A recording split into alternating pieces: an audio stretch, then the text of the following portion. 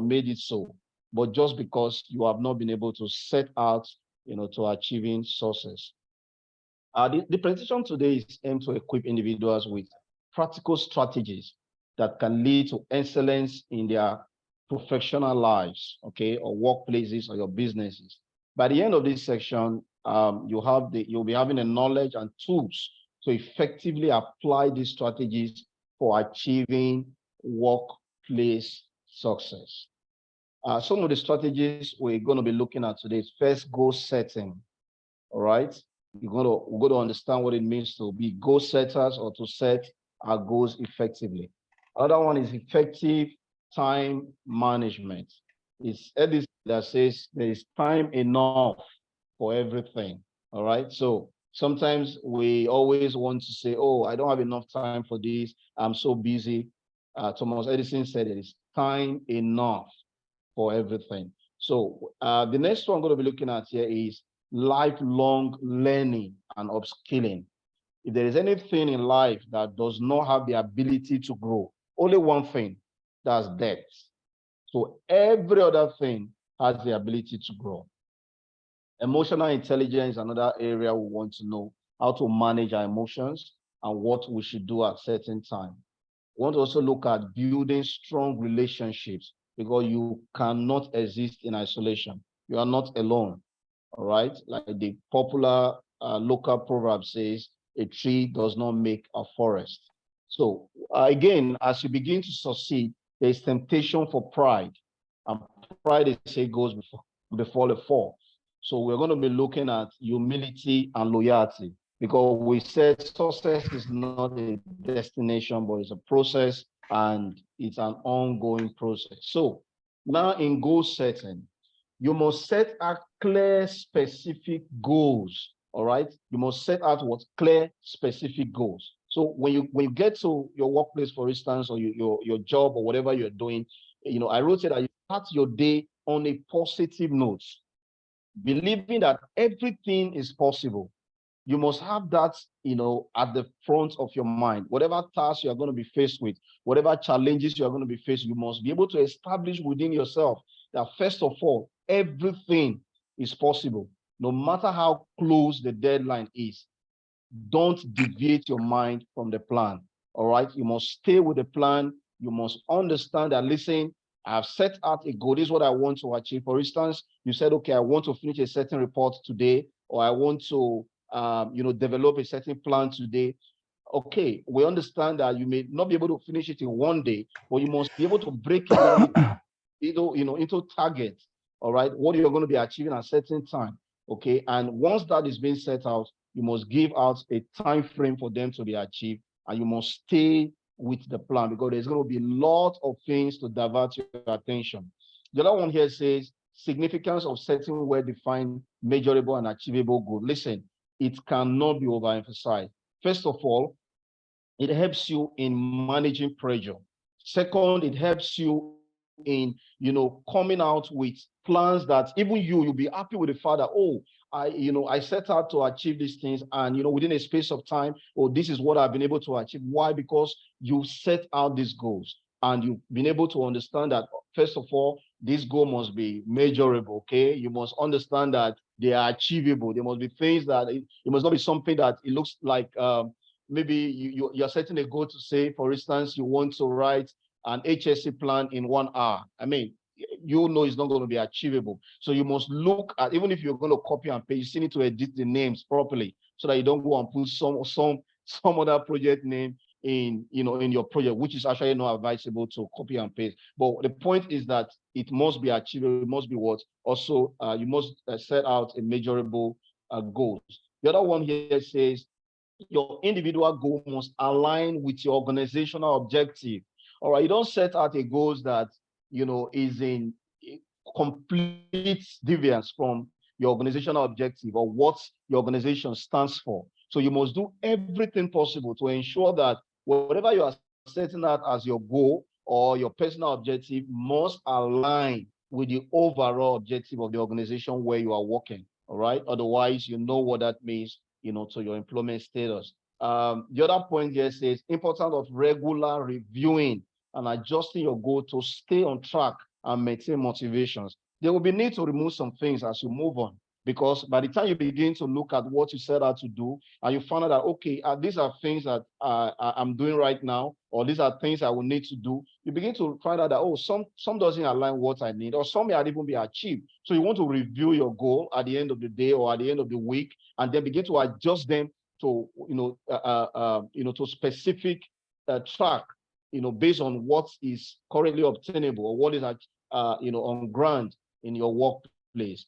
The other point here says staying positive and appreciating every task. If you find out when we're looking at why you must take clear and specific goals, we started by saying start your day with positivity. Now, we're also ending to say that staying positive and appreciating every task. Because why? As you move on the day, or as you move on with the task, there are going to be reasons, there are going to be things that are going to, create or affect your emotions or affect your mind. A lot of people will be thrown at you. So you must make deliberate efforts to say, you know what, I'm going to stay on track and I'm going to stay positive. So staying positive and appreciating every task is the key to success. Now, there are going to be tasks, for instance, maybe you are working, with a particular boss, who are giving you maybe a certain task that looks like, when am I going to even achieve this? You must be able to appreciate the fact that, first of all, the tasks that are put on you are not more than you. You may just want to find out how or best practice way for you to achieve those tasks. So don't allow those tasks to begin to bring pressure on yourself, because when that happens, it will affect your positivity. It will make you want to complain. It will make you want to begin to resent. It makes you want to be able to put up attitude that makes you to become unprofessional. So also manage your emotions. Of course, we're going to deal with emotional intelligence as we move on. You must manage your emotion at all times. Don't put your work pressure on your colleague. Most of us say we do this sometimes, because we are pressured, because something has come at us, we begin to transfer this aggression, to our colleagues, to our subordinates, to people around us. Listen, that is the most unprofessional way to act. So you must be able to manage your pressure. That's the essence of staying positive, no matter what happens. So you're able to manage your pressure so that you do not begin to transfer, aggressions on others. The very most important one here again, which is the key to every success, because God got 24 hours. All right. How we use this 24 hours, can actually make or man us. All right. So time management, effective time management enhance productivities in achieving workplace success. I started by telling us that it was Thomas Edison that said there is time enough for everything. So there is actually, there is no one that should say, you know what, I don't have enough time. You have enough time for everything. But the only thing is that you may have not been able to understand how to manage it. I'm going to give some key principles here on how to manage that. This is not exhaustive, but we just going to look at it, because of, the time frame we have. Time management technique. First of all, you have to prioritize your task. All right. You must begin to look at your task from urgent and important. All right. Which tasks are urgent? Which tasks are important? There are some tasks that are very urgent, but they are more important. Okay. But if you could see on the presentation there, I put those things on red because they are urgent. For instance, let's say, let's give an example of urgent and important. Now you probably are doing a particular plan, or you are working on something on the system, and there's an emergency call, to say probably somebody just fell from heart, God forbid. Now, at that point, every other task should be suspended, because there is something that is urgent and is important, because what? A life is depending on it. So it's urgent and it's important. There are several other examples of what are urgent and important, but maybe in the discussion session, we want to look at it from individuals' perspective. Then another one is important but not urgent. Wow, something could actually be important, but it's not urgent. All right. Now, in the example we gave, when you begin to take your attention away from the task you're supposed to do, and now you need to attend to an emergency situation, that is urgent, that is important. But reports you need to do was very, very important. But at that particular time, it wasn't urgent. So this is some of the techniques we must have in our mind while we are trying to manage our time. Again, you should have something that are very urgent, but they are not important. Then there is another one that is neither urgent nor important. A very good example is gossip. Gossip is not urgent. You can always gossip anytime if you are the type that like gossip. So why spend all the time they're supposed to use to do relevant things on gossip? They are not important. They are not urgent. Some of the gossip you want to say, okay, they are going to be telling you about what's going on in the workplace. You could also know, by maybe the memos or whatever way, your organization make their communication. So things that you are going to get to know with time, they are actually not so much urgent to, take out so much time for. Creating a schedule is another way for you to manage your time. You want to check out what you will be doing at a particular time, what you should be doing now, what you should not be doing. So you create that schedule. It's a very, man, it's a master class on its own if we are going to look at, creating schedule. But I just put it as a point, and maybe questions will help us to elaborate on that. Then time blocking. You must allocate specific block of time for different tasks or activities. For example, you may want to block off 2 hours to focus on work and allow 30 minutes for break. All right. You may want to say, okay, I'm resuming 8 o'clock. From 8 to 10, I'm going to face a particular work. I'm going to just do this. And until I've gotten this done, I may go for tea break or, whatever you want to break it is, for those, maybe you are smoking, you want to go for to have time to smoke and all. So these are times that you don't use that particular time that you blocked out to work, to start doing your tea or to start doing your coffee and all of that. No, you block out that time, and then you will be amazed at how you'll be able to achieve success at a particular task or whatever you set out to do in your workplace. Then you must avoid distractive calls and mails. We live in a generation that everything eats up on our time. I mean, every single thing around us, they are set out to distract us. All right. You have a mobile, for instance. As we speak right now, there are going to be, a lot of messages, either from WhatsApp, from TikTok, from Facebook. There are going to be notifications coming all the way. So what do? You must tell yourself, you must discipline yourself. You must set out to say, you know what, this time I have set out to do this work. I am definitely not going to allow, any other thing distract me. And of course, I'm going to go to the next one, which is social media management.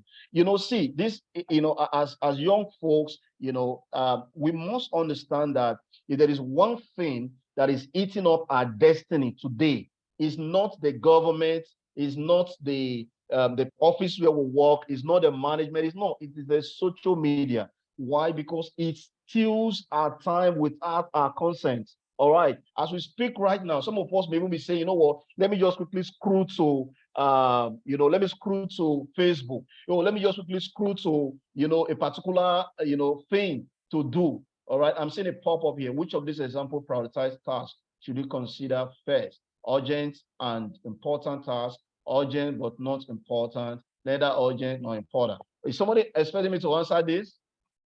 All right. No, it's not for you. It's for participant. Okay, well, I'm viewing that here. That's why I needed to. But you actually want to go for urgent and important tasks. Okay, I just think that submitted already. All right. So time block. We talk about social media management. Listen, if anything is eating into your life so deeply right now as we speak, it's social media, and nothing else but social media. And of course, because we are not really dealing on that specifically today, I will not want to elaborate on that, on how that affects every part of our life, not just our careers. I mean, every part of our life, our emotional lives, everything is draining us more than we can even imagine. Like I told us, it's stealing our time without even our consent. Now, the other one is using productivity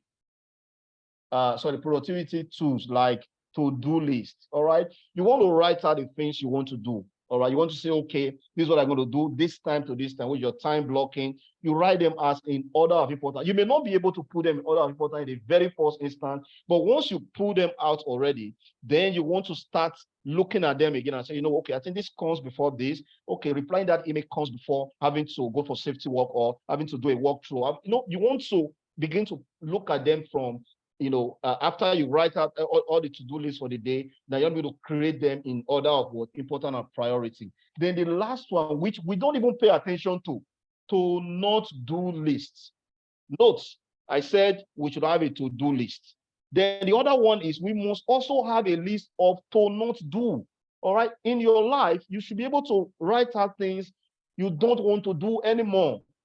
For instance, I don't want to check my WhatsApp when I am writing my mails. This I specifically have to do some for myself. All right. I have a live book and I have to write out some things. I don't take calls from 2 p.m. to 4 p.m. It's a block time. It's my time. I log the office. It's the time for personal development. I want to read. I want to listen to something that inspire my life. This is my time. I don't care what's coming in. Only my wife knows about this. If you need to reach me and it's urgent, send me a message 2 times and I will call you and I will put off everything I'm doing. But every other person, because listen, everything is eating up on our time as we begin to move on. And you're going to find out that by the time you are 60 years old, you are giving 10 years of your life to Facebook. You are giving 5 years of your life to unimportant calls, distracting calls, coming at a point where you are doing something very important. So you must have to not do list. All right. I found out also, with time, as I begin to get busy, I found out I was having issues, with having to sleep very well. And I told myself, from this time to this time, except it's an emergency call, I don't receive calls anymore. You must come to a point where you begin to have your to not do list. And these things are very important for you to achieve success, whether in workplace or in your personal life. Now, the next one here, I hope I didn't skip one. Okay, good. The next one here says lifelong learning and upskilling. It's called CPD, continuous professional development. Like I told us, if there is anything that does not require to grow in life, is death and not you that is living. So continuous learning and skill development is something that you don't want to play with as a professional. Value of lifelong learning and upskilling in today's fast-paced work environment. You must value knowledge. Those who know rule over those who do not know. It says, my people perish for lack of knowledge. So you must begin to find out what you don't know and what you need to know. Seek out opportunity for professional development, such as workshops like we are having right now, conferences, and online courses. There is no knowledge, all right, that is actually wasted. Every knowledge is a hard-on to your personal development. So you must begin to appreciate knowledges, and no matter how little you think they contribute to your professional life, but you must see them as improvements on yourself. All right, improve your skills. There is no end to learning. Commit to learning new things and imparting them to co-workers. And one of the major challenges, or one of the stumbling blocks to learning is lack of sharing.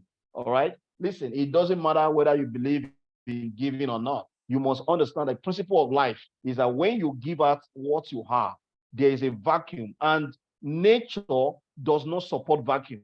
So there's going to be an infilling again. So when you have knowledge, you find out that you want to hold on to that knowledge.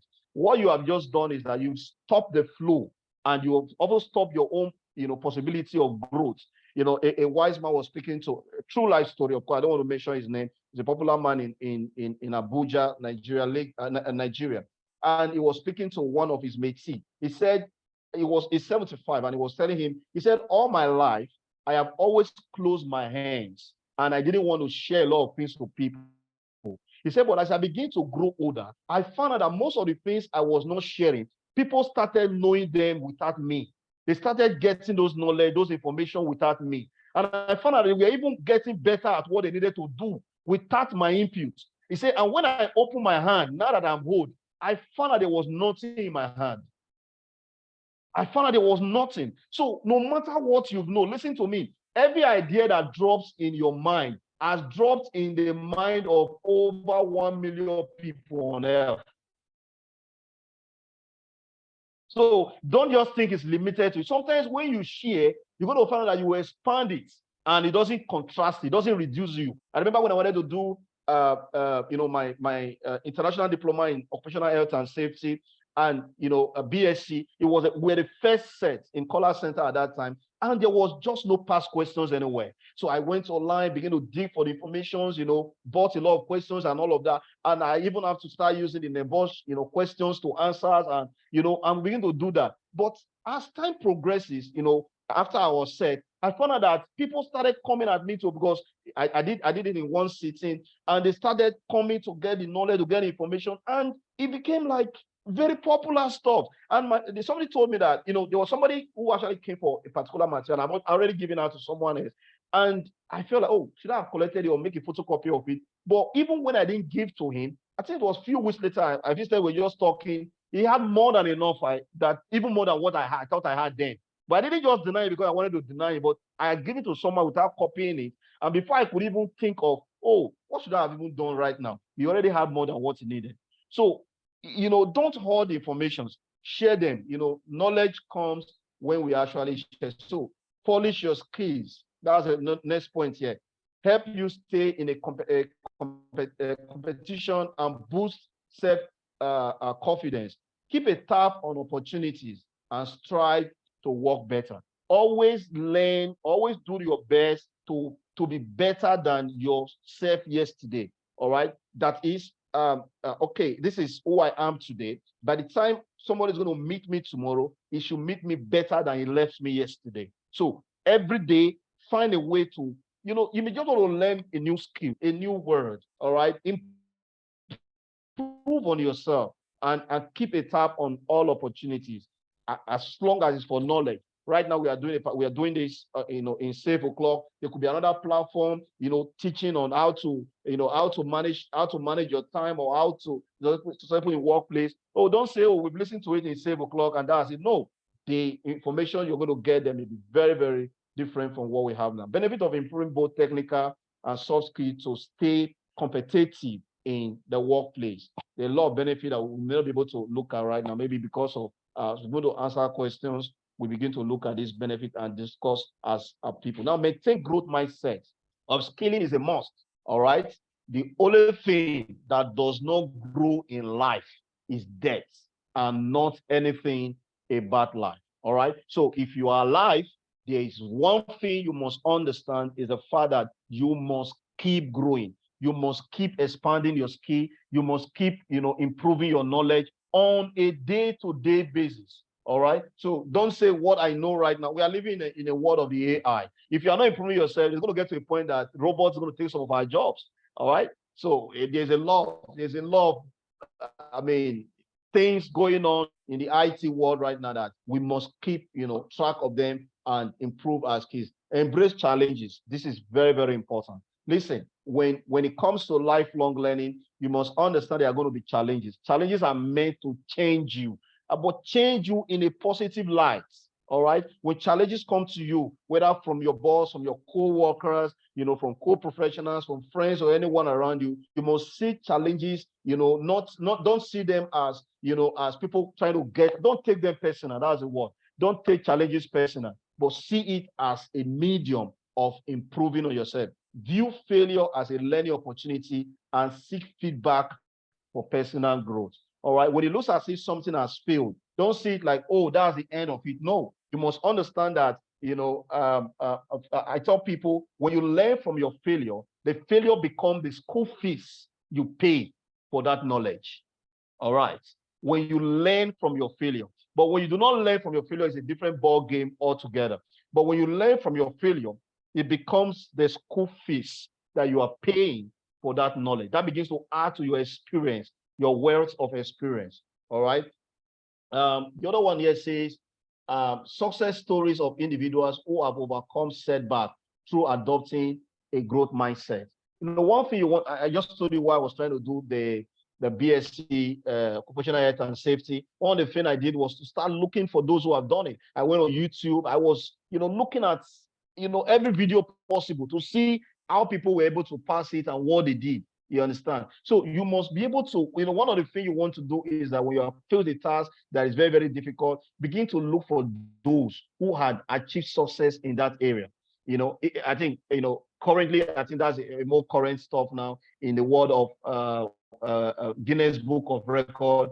Idabasi decided to say, you know what, I want to cook for 100 hours. And the previous person that did that was, I think, 87 hours. And she was from India. And that was 2009. So from 2009 to 2023, at the present time, Nobody could break that record. But I'm sure she'd look back and say, you know what, it's long enough. I think it's time for us to put this record aside and set a new record. So if you want to achieve anything in your life and it's proving difficult, look for those who had achieved success in those areas. All right. I'm a faith person, or I'm a person of faith. I may want to cite this example for those of us who are not Christians.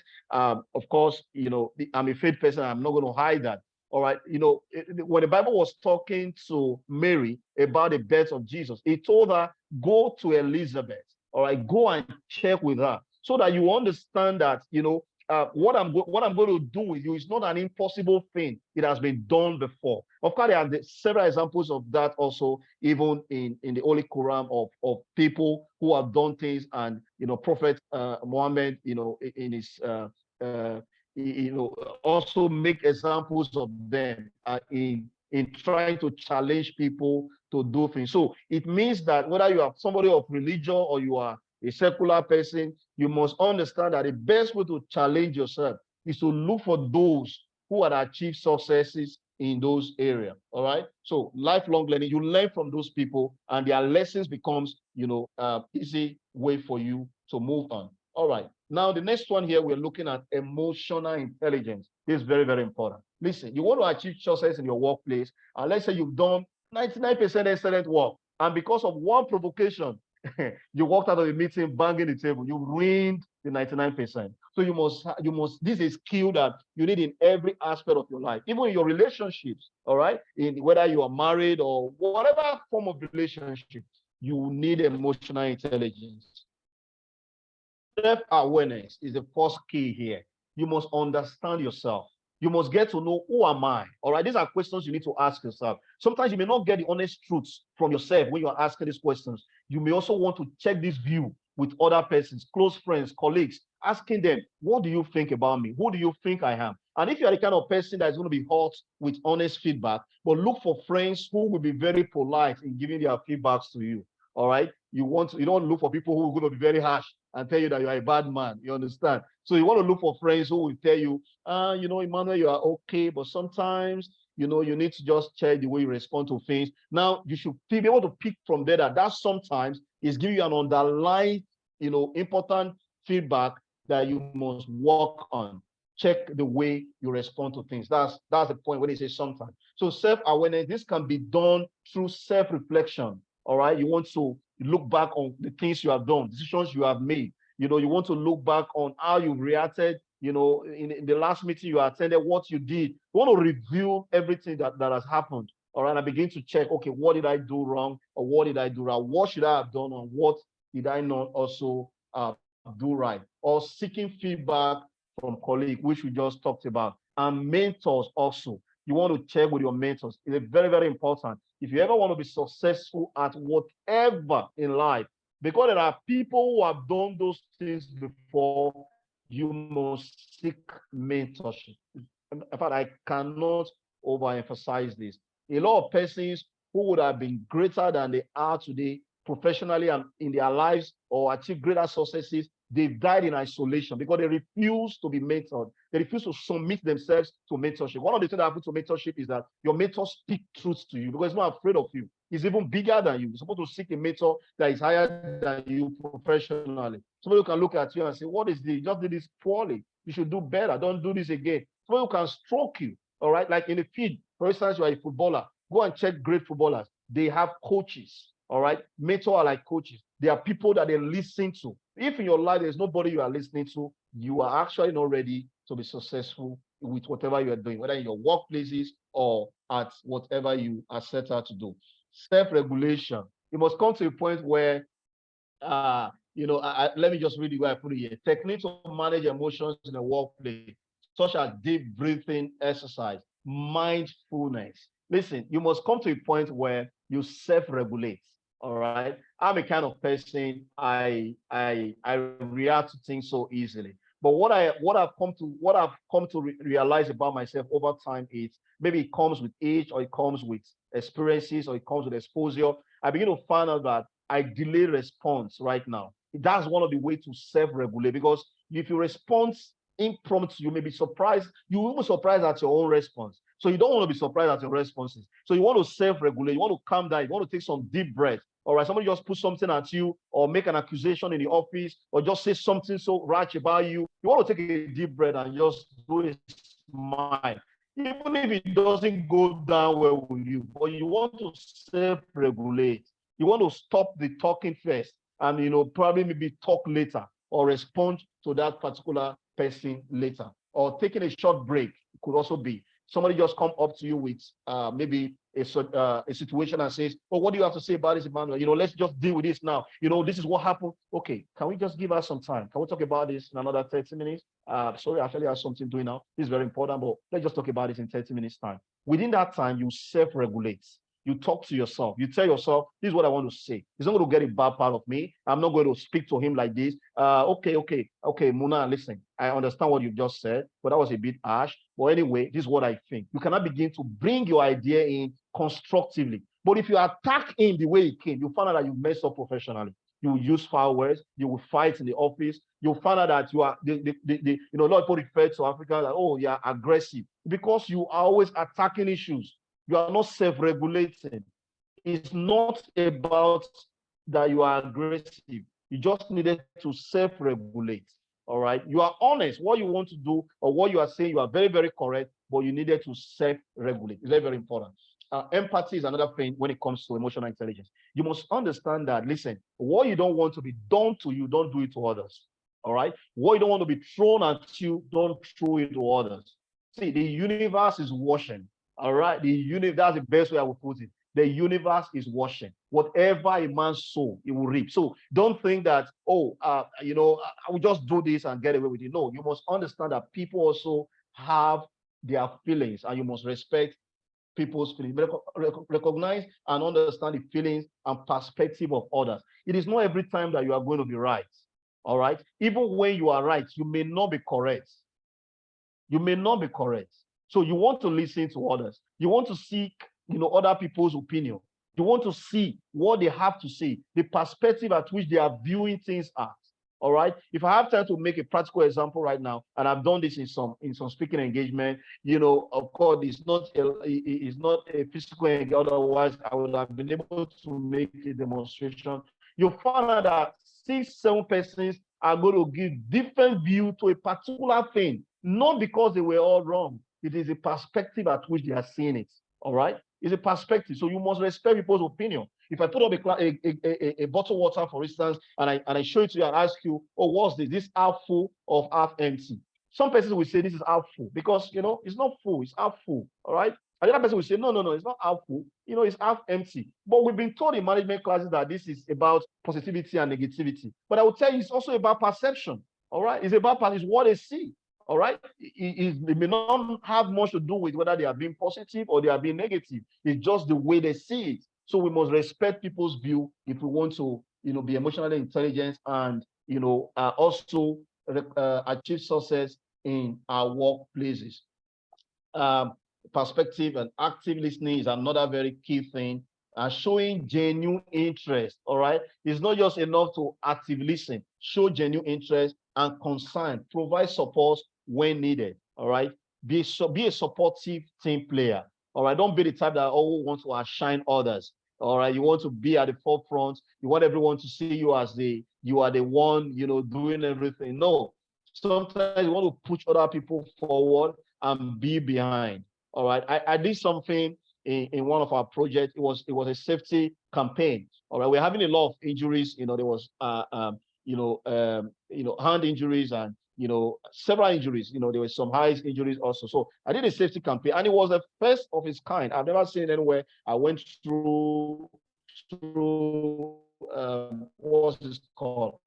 LinkedIn. I went try to search for such. I didn't find it, but we're able to put it forth. So what I did was, we did a UI glass, all right, to show high protection safety. It was a very huge campaign. The project directors and every other person came, took photographs. So it was a very massive project. And immediately after that campaign, my country manager, HSC country manager, projected this on his LinkedIn as one of the things he did. And he even came to the work and he told it to me that, Emmanuel, I put your work on LinkedIn, and I said that I did it in my project. I said,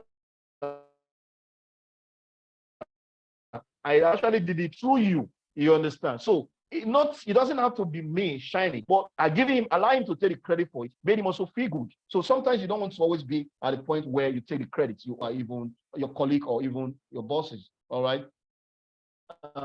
Social skill development. You must understand, we're in a social world. Human are social animals. You must develop your skill. This is a master class on its own, but I just put it as a point, and it's something you want to read about, or you want to, give examples. We can actually talk about that. You must be able to understand, of course, we're talking about relationship with people. You must develop. You are not living in isolation. You're not going to, if everybody leave that project for you, you can't do it alone. All right, you can't do it alone. So stop looking at every other person as your enemy, and you are the only saint around. No, you must value the importance and the contribution of everybody, and that can only happen when you have a good social. Develop emotional resilience. All right, learn to bounce back from setback and disappointment. Listen, you're going to face that on a daily basis. All right, in your workplaces, you're going to find a day that it doesn't look like. In fact, we've wrote down to-do list. You find out you didn't do anything. The only thing you did was all the not to-do list. That was what you did. All right. So it's going to look like a disappointment to you, but you must learn to bounce back. You must talk to yourself. You must sit back and you say, well, all right, today didn't go the way I planned it, but you know what? Tomorrow is going to be a great day. It's going to be you must profess it. You must pick it out and, let the universe hear you. All right. Bounce back from setback and disappointment. Setback, they say, is a setup for a comeback. All right. So promote a growth mindset. Recognize and celebrate small achievements. Learn from failure and challenging situations. All right. When you set your goals, I always do that. For my staffs, then we always have.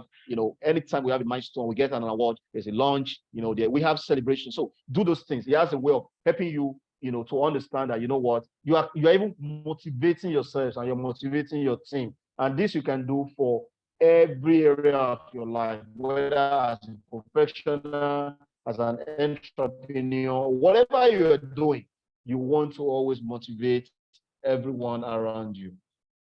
Yes, this is very, very important. You don't live in isolation. A tree doesn't make a forest. It's a local proverb. Build strong relationship, all right? Importance of networking and fostering positive relationship with colleague and managers and industry peers. All right. It may be sometimes not too easy with your managers, with your bosses, but with the next skill we're going to be looking at, which is humility, you'll find that it's going to be very easy also. All right. To be able to build a very good relationship with your bosses. I personally worked, I remember in Greenline, then I worked with one of the most difficult bosses anyone could actually have. All right. As a matter of fact, everybody in Greenline Metro that time, there's nobody that doesn't know Melanie. She was tough.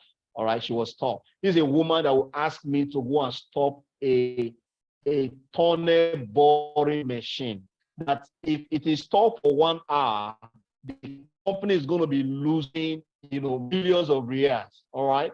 Because this is a time-bound project. But because of common housekeeping, she would get me to go and stand in the middle of a track to say, you guys are not moving beyond here.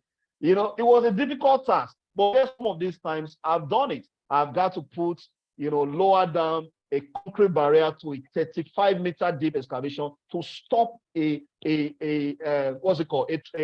tunnel boring machine. Humility, submissiveness. But at the end of the day, of course, I didn't do any of those things. I didn't have to become extremely harsh on some little things, but I learned a lot of things. Even some of those things actually, a lot of people misconcepted the fact that, oh, are you a tool? Can't you just say no? There are some no you say to your bosses. You can't build a relationship with them because they will see you as insubordinated. Because in the 48 laws of power, the very number one rule says, do not outsmart your boss. So when you bad talking, you try to look better than she is. You're trying to outsmart your boss. You will never have power. All right. So because she handed over to me, but if I had been insubordinating, she won't. She would definitely find a way to kick me out. But there were a lot of opportunities and a lot of reasons why I should have been sacked.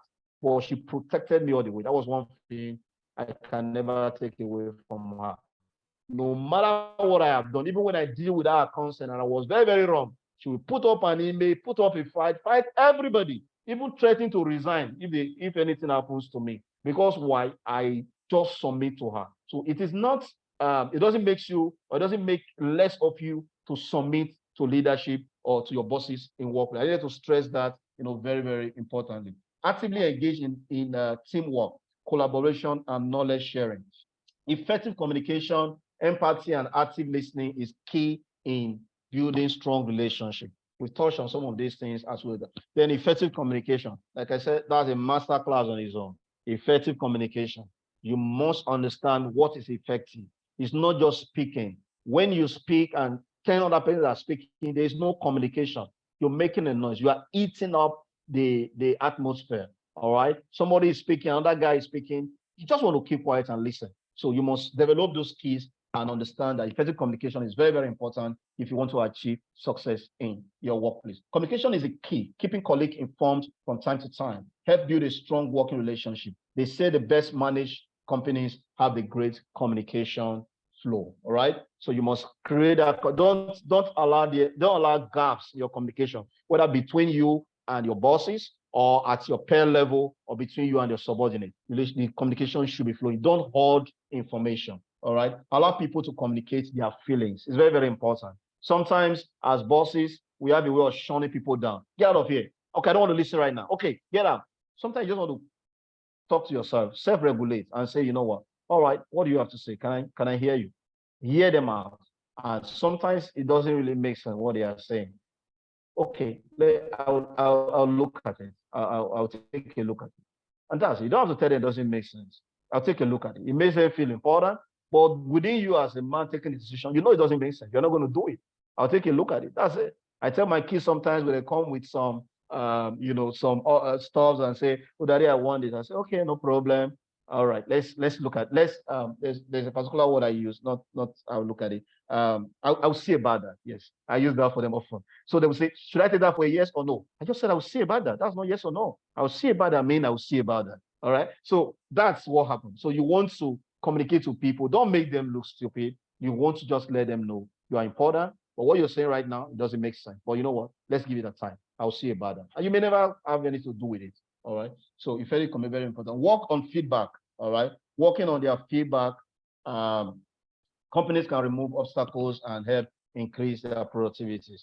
When people give you feedback as an individual, as a professional, about your attitude, about the things you do, you want to work on those feedback to make sure you are better.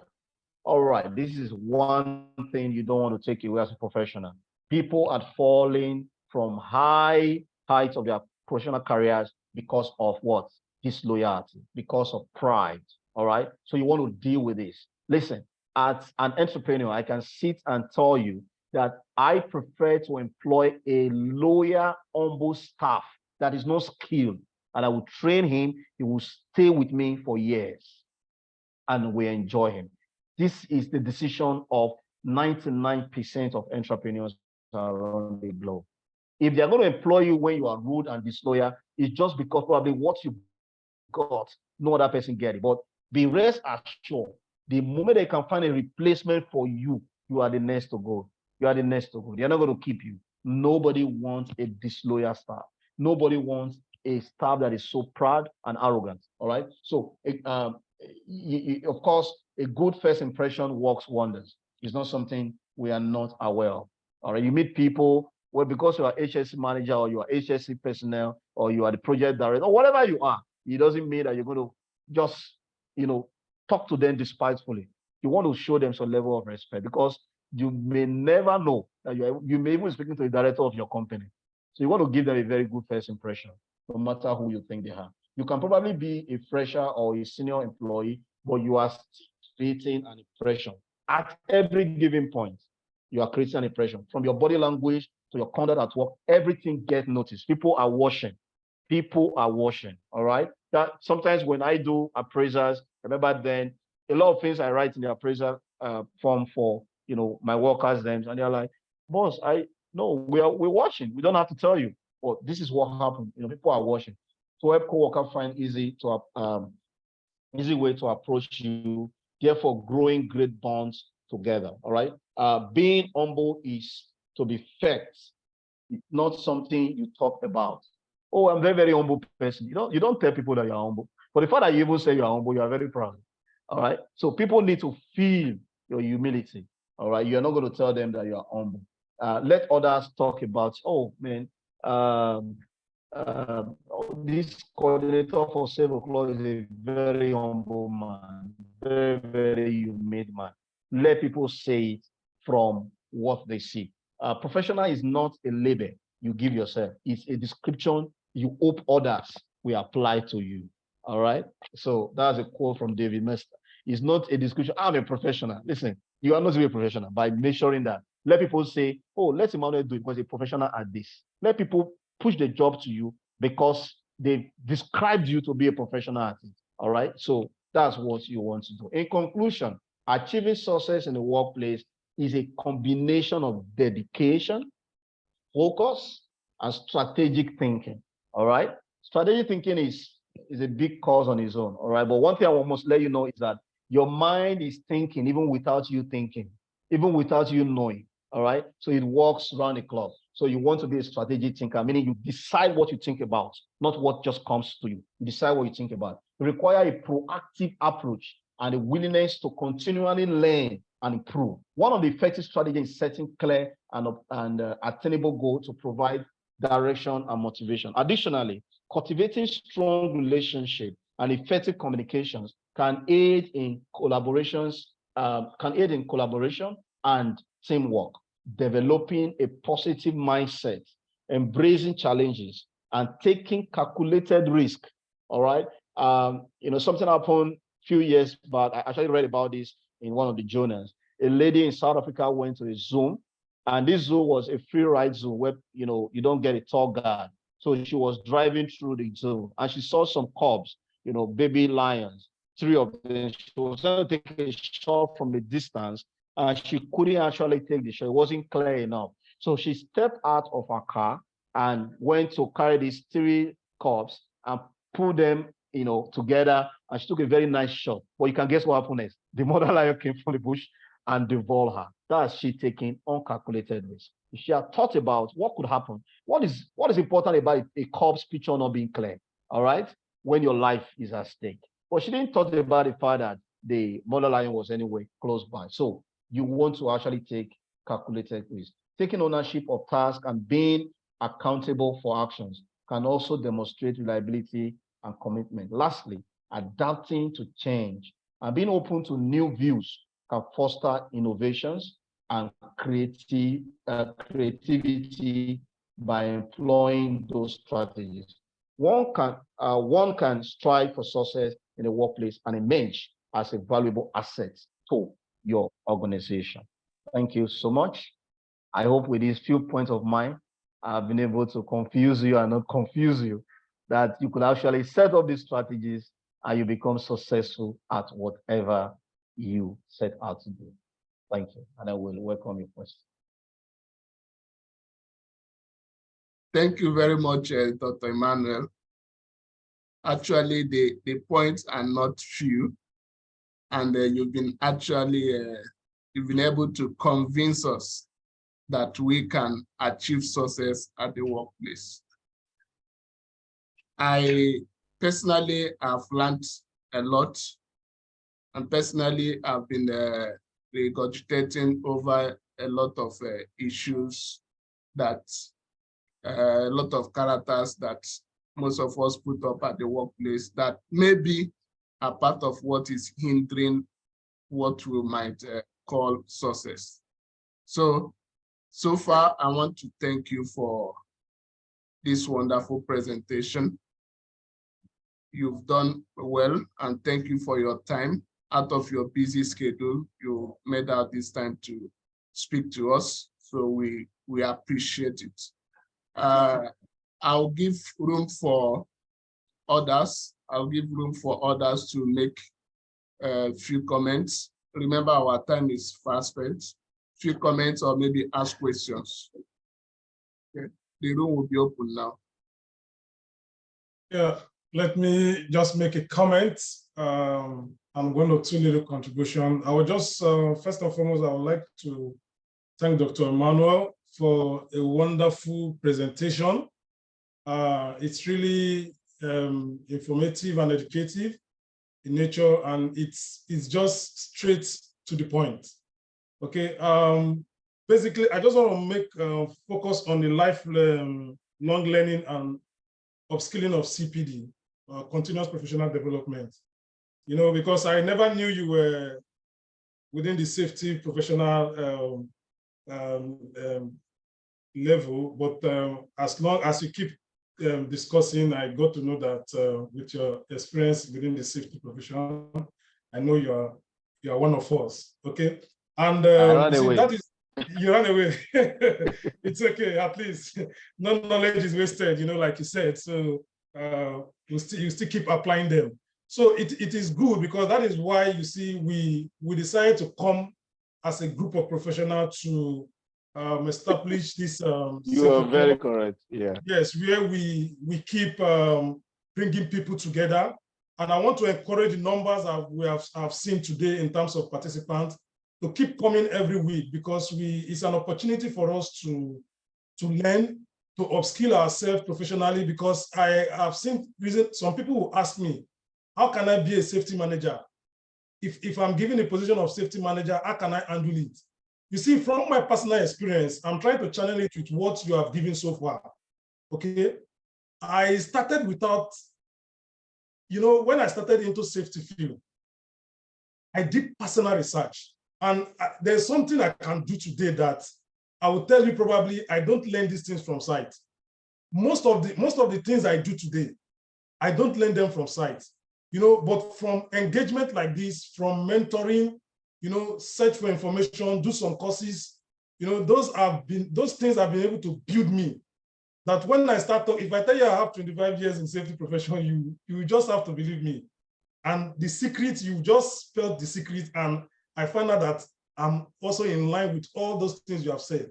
Okay, and over the years, we've tried to also encourage people, you know, mentor people, encourage them to grow professionally as well.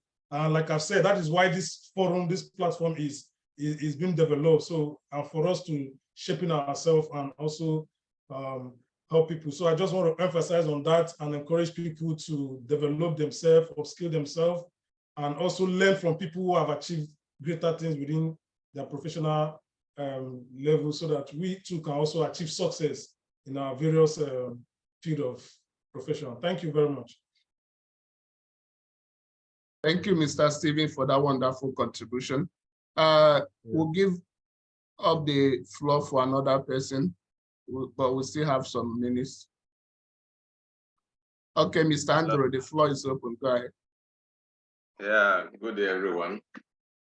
Thank you, Dr. Emmanuel, for this wonderful presentation. And actually, the whole package is really interesting and inspiring. I just want to contribute to emotional intelligence. From all aspects and all points the presenter have touched, I found out that this emotional intelligence is a kind of an input that we all need to learn about, because we can mess everything up if we don't control our emotions at work. Personally, I jot down most of the points he talked about, and I'm still going to go back to the slide, because this is application. We need to, after learning the whole process and the CPD and all that, it's application and dealing with people. You have to apply these emotions. You have to apply emotions. You have to interact. You have to really bring out your character, your attitude, your perception, and all that. And if peradventure in doing all this, if you don't apply the emotion professionally, you can mess everything up. So that is a take home for me. Thank you. Thank you very much, Mr. Andrew. We appreciate your contribution. Thank you. I would just like to add something Okay, sir, All go right. ahead. I don't know if I can add something to that emotional intelligence. Practical life situation. All right. Am I okay? Thank you.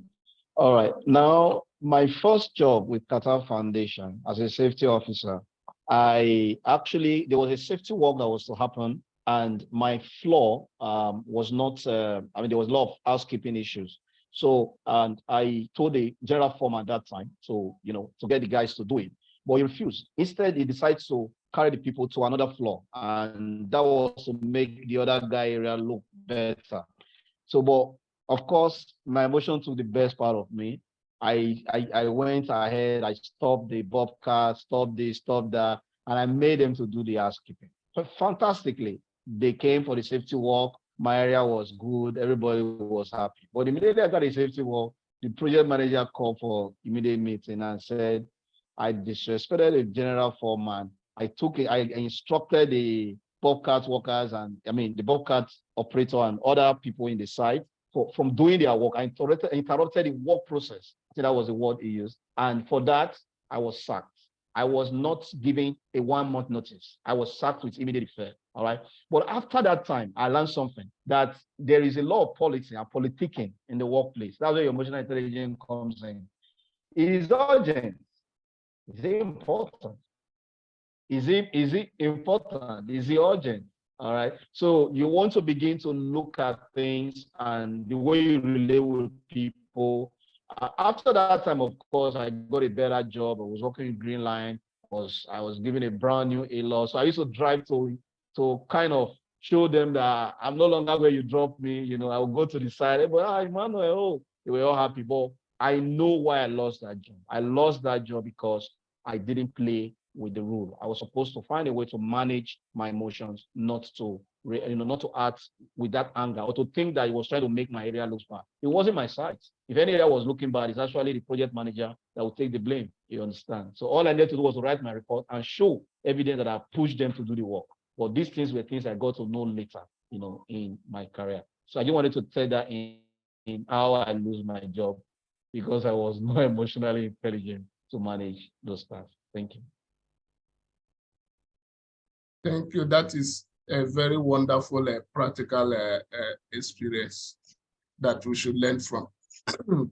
Okay, the floor is open for 2 more people to contribute before we call it a day. I don't want to keep us for long.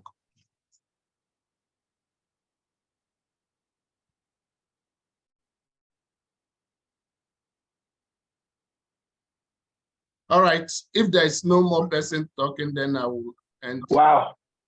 Good evening. Good evening, Mr. Wali. Sorry, let me not pronounce your name wrongly. Mwalaya. Yes. Good evening. Good evening. My name is Michael. Michael Miller. I was actually putting my thinking your moderation according to people raising their hands. Okay, go ahead.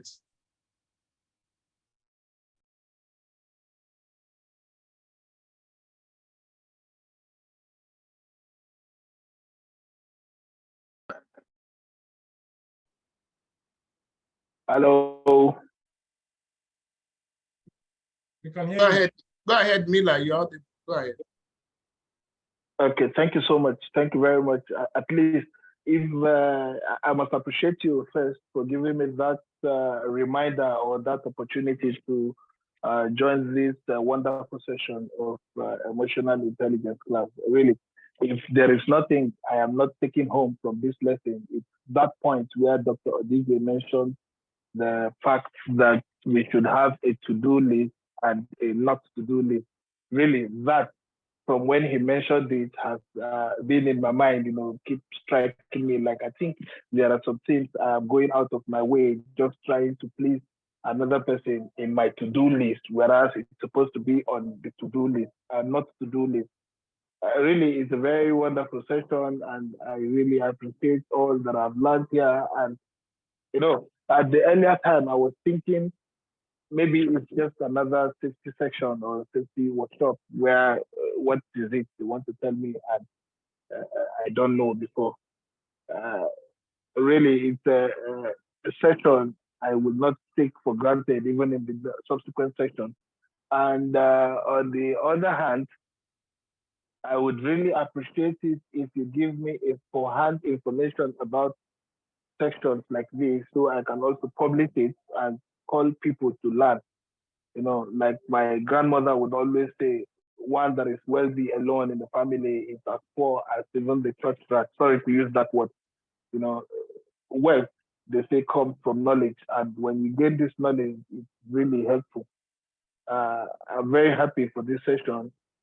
And I hope to see more of this in the coming future. Thank you so much, brother. Thank you. Thank you very much, Mr. Miller. We appreciate all you guys do at Nido, Qatar, and we promise subsequently we'll keep you updated early enough. So thank you all. Yeah, again, I want to add something in case if you need to have a physical meeting. Sometimes, yes, sessions like these are good when we do it online, but if you need to have a physical meeting, we have provisions where we can arrange for at least 50 to 100 people to be physical. Believe me, it will come for a free of cost charge, because this is a really good session which we can impact our countrymen. You know, we can arrange for this. Just give a free information, and we'll arrange for it. Okay, very well noted. I will contact you personally after this session. It's okay. It's Okay. I mean, I will have to contact Dr. Tiki also, because I think there are so much more to learn from him as well. There is a lot. He has a lot to give to us. So we don't need to allow him to rest. We need to take off. Yeah, thank you so much. Okay. Yeah, no, the truth is, in one of, okay. Hello. Am I on? Yeah. Yes, you are on. Go ahead.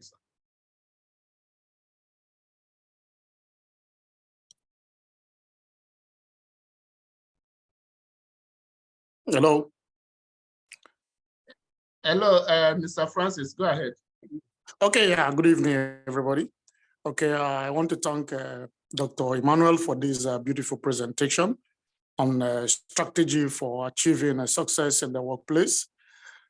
This is a very beautiful topic, honestly speaking. I have learned a lot from this presentation at the moment of my career. But first and foremost, I want to dive into this emotional intelligence in the workplace. Yes, just as the example that Dr. Emmanuel gave, some of us, if truly you are a safety professional that has come with a very strong zeal to achieve a lot from the beginning of your career, you are going to face a lot from this emotional intelligence, especially if you work in a company where rules are not being given attention, or top management does not have value for safety, irrespective of their operations need. I can remember vividly when I lost my job in Saipem 2020 as a result of an Italian commissioning superintendent who violated and was caught by the client, AGIP, then in Okpai, in Delta State. And during our weekly meeting, this issue was brought, and I normally represent my manager in this kind of meeting. And the client mandated me to show an evidence of punishment or consequence management from our own contractor side. And it's unfortunately with such a decision, and this is a superintendent on the commissioning aspect, I have to consult the site manager that look at the situation that we are faced right now. The client is trying to stop all our night commissioning permit, which will cause us a lot of challenge. And the site manager said, okay, I should hold on. He wants to intervene on this kind of issue. And I prepared the minute of the meeting, trying to maneuver this kind of order from the client. But do you know, again, this issue I was trying to manage in a very wise way by sending this violator to just common induction for re-inducted, land me into a big problem. Even my manager could not defend me. So at the end, this was what made me lose my job after serving for 9 years and 10 months in Saipem as a capacity of HSE supervisor, even on a proposed to become a superintendent. So sometimes when we apply this emotional intelligence in our work area, there are disadvantage and advantage, especially when your top management does not have value for safety.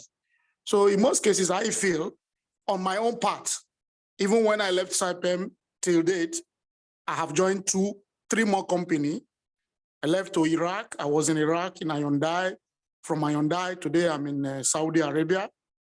I have begun to add strong emotional intelligence on my work skill, on how to manage top management, even to manage even my own colleagues. I have a lot of my colleagues on this platform today. I am bringing them weekly basis for them to learn, because I also discovered there are a lot of gaps. But from this platform, they are also learning how to upskill them so that they can see the profession, how it ought to be on their own career. So on this emotional intelligence, I would really appreciate if we can make a room on how we can see it as a separate topic to dwell on a detail for people to learn more and see it, how they can apply it to their career to avoid a lot of challenge they will face in the future. This is just my own area of concern.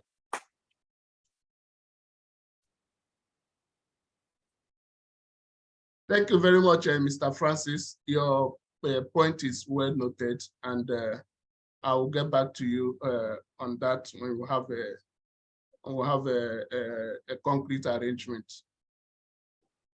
All right, our time is fast spent. I know that everybody or most people have 1 or 2 things to say, but believe me, we need to allow Dr. Emmanuel to go. He has other things to do. So thank you all for joining today, and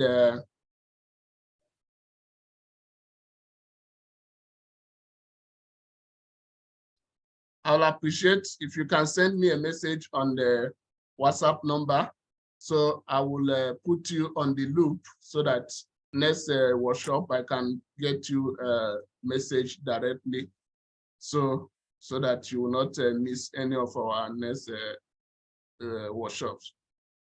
Okay, so thank you very much, guys, for joining.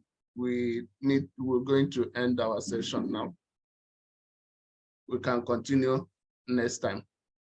All right, we have other videos on our safetyatwork YouTube channel, also on Facebook. You can do well to follow us to get all the required information. We have a CPD certificate for attendance. If you require a certificate, just send me a message and give me your full name so that I can prepare your certificate and get across to you, so that you can use it to update any of your organizations that require CPD, proof of CPD attendance. All right, thank you, guys, and see you next week, Thursday. Mr. Stephen, Mr. Miller, Mr. Francis, I appreciate all that has joined today. And Dr. Emmanuel, thank you very much for that, for what you are doing. And please, we'll come back to you again. We need more of you. We need more of you. Thank you. At your service anytime. Thank you. Thank you very much.